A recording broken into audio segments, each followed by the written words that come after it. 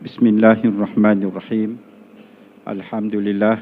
Alhamdulillahilladzi hadana lihadza wa ma kunna linahtadiya laula an hadana Allah. Asyhadu an la ilaha illallah wahdahu la syarikalah wa asyhadu anna Muhammadan abduhu wa rasuluh.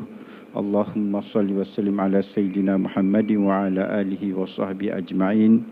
Amma ba'd.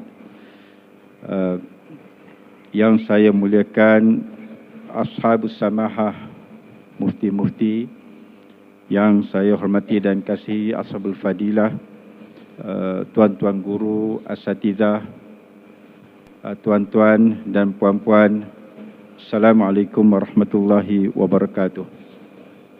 Alhamdulillah, syukur kepada Allah Subhanahu Wa Taala kerana pada pagi ini kita dapat sama-sama berkumpul untuk satu majlis yang saya kira besar, Konvensyen Perpaduan Ummah. Dan terima kasih kepada penganjur kerana menjemput saya untuk berada bersama-sama dalam majlis kita pada pagi ini. Satu usaha yang cukup baik, satu usaha yang cukup besar untuk mengumpulkan para asatidzah, para tuan-tuan guru dan juga barisan mufti untuk sama-sama berada. Begitu juga dengan tuan-tuan dan puan-puan yang datang daripada pelosok negara untuk sama-sama kita berhimpun pada pagi ini. Jadi ini sebenarnya tuan-tuan bersesuaian dengan firman Allah Subhanahu Wa Taala, wa'tasimu bihablillahi jami'an wa la tafarraqu. Ya, bersatulah, wa'tasimu bihablillah, berpegang teguhlah kamu dengan tali Allah dan janganlah kamu berpecah belah. Kemudian apabila kita mengatakan tentang perpaduan, kita juga memperkatakan tentang bagaimana pegangan tali Allah yang kita nak pegang tadi berkaitan dengan akidah yang benar yang kita ingin perkatakan. Sebagaimana dalam hadis Nabi sallallahu alaihi wasallam yang juga telah dibaca oleh tuan-tuan guru berkaitan dengan perpecahan yang berlaku Yahudi pada 71 firqah, Nasrani menjadi 72 dan berpecahnya umat Nabi Muhammad sallallahu alaihi wasallam kepada 73 dan yang selamatnya ialah aqidah Ahlus Sunnah wal Jamaah. Jadi dalam kita memperkatakan Ahlus Sunnah wal Jamaah, penekanan yang kita sebutkan sepanjang majlis ini, kita mengatakan sebenarnya apabila dikatakan Ahlus Sunnah wal Jamaah, ia adalah Asy'ariyah dan Maturidiyah. Jadi perkara itu yang kita nak tegaskan dalam pertemuan kita pada pagi ini. Jadi tuan-tuan, puan-puan yang saya kasih sekalian, kalau kita melihat juga bagaimana Asy'ariyah dan Maturidiyah, di situlah adanya sifat-sifat inclusivity. Orang datang kepada kita dengan naratif untuk mempertikaikan, membezakan antara salaf dan Asy'ariyah. Sedangkan dalam perbincangan akidah, perbincangan ilmu-ilmu Islam, apabila kita memperkatakan salaf lawannya khalaf, bukannya apabila kita memperkatakan salaf lawannya Asy'ariyah dan Maturidiyah. Tidak. Kerana dalam perbincangan Asy'ariyah dan Maturidiyah membincangkan apa itu fahaman salaf dan apa itu fahaman khalaf. Jangan kita terikut dengan naratif yang dibawa apabila mereka membawa naratif apabila memperkatakan tentang salaf lawannya Asy'ariyah dan Maturidiyah. Kita jangan terperangkap dengan naratif tersebut. Sebenarnya naratif yang sebenar dibicarakan fahaman salaf dan fahaman khalaf, dan maka dibicarakan oleh Asy'ariyah dan Maturidiyah bagaimana terdapat dua aliran yang diiktiraf oleh Asy'ariyah dan Maturidiyah, iaitu fahaman salaf dan khalaf.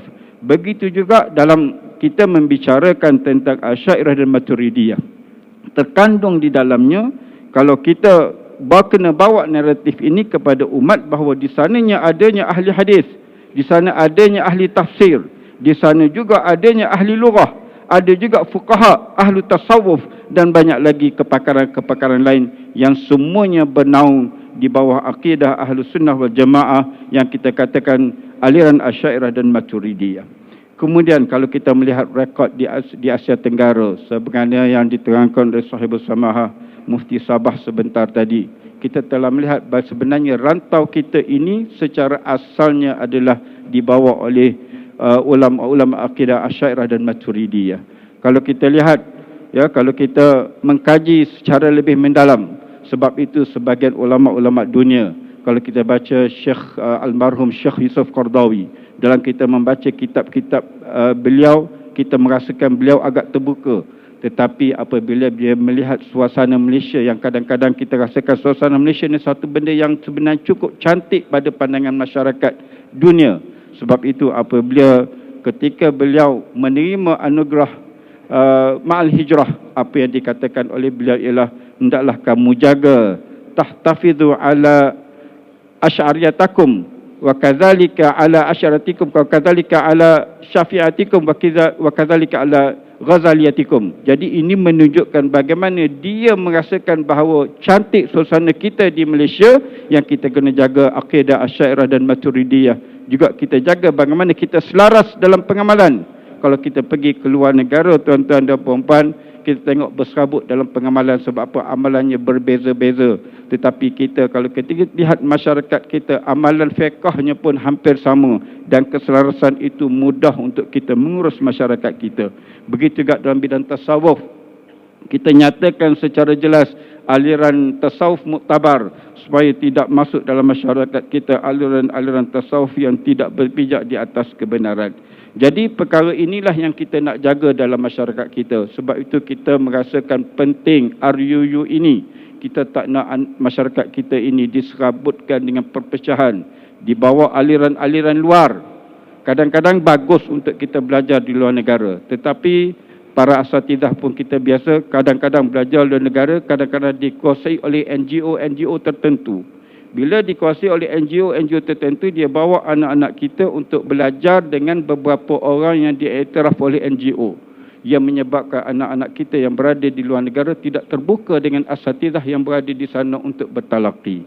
Itu yang berlaku sebenarnya di kalangan anak-anak kita yang belajar di luar negara, dan akhirnya diimport ajaran-ajaran tersebut ke dalam masyarakat kita kerana mereka tidak terdedah dengan ramainya ulama'-ulama' yang berada di bumi Timur Tengah contohnya, kerana mereka telah dikongkong oleh NGO tertentu yang menyebabkan rujukan mereka hanyalah kepada beberapa orang dalam yang diiktiraf oleh NGO tertentu.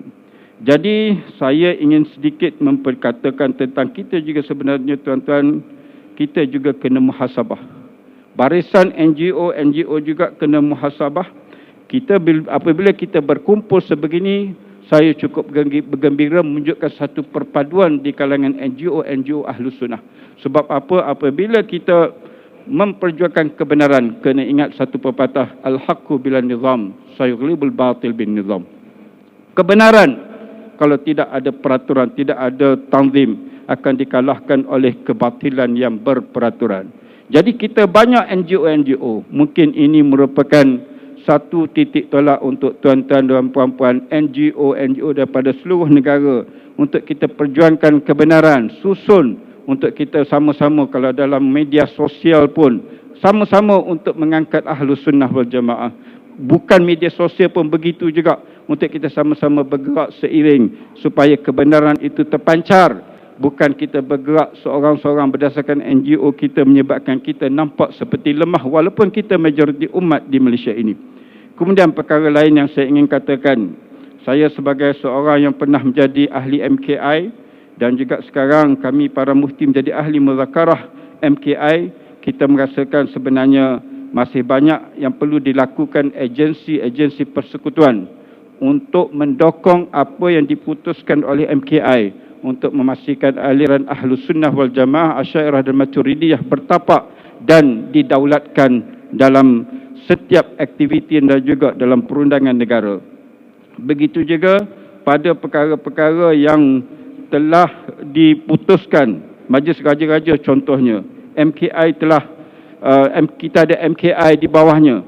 Jadi penyelarasan perlu lebih diperhebatkan oleh agensi persekutuan supaya kita nak lihat betul-betul supaya suasana masyarakat kita tidak terganggu dengan aliran-aliran luar yang cuba diimport masuk oleh beberapa golongan-golongan yang merasakan ataupun yang ingin mengambil kalimah akidah Ahlus Sunnah wal Jamaah daripada masyarakat umum masyarakat kita pada hari ini. Jadi tuan-tuan dan puan-puan yang saya kasih sekalian, saya rasa itu saja ucapan saya pada pagi ini. Moga-moga daripada apa yang saya sampaikan lebih kurang 7 ke 9 poin tadi dapat memberi pencerahan kepada tuan-tuan dan puan-puan dan insya-Allah dapat kita tegakkan di bumi Malaysia ini. Sekian, aqul qouli hadza wa astaghfirullahalazim li wa lakum wa lisa'il muslimin muslimat. Wallahu taala alam. Assalamualaikum warahmatullahi wabarakatuh.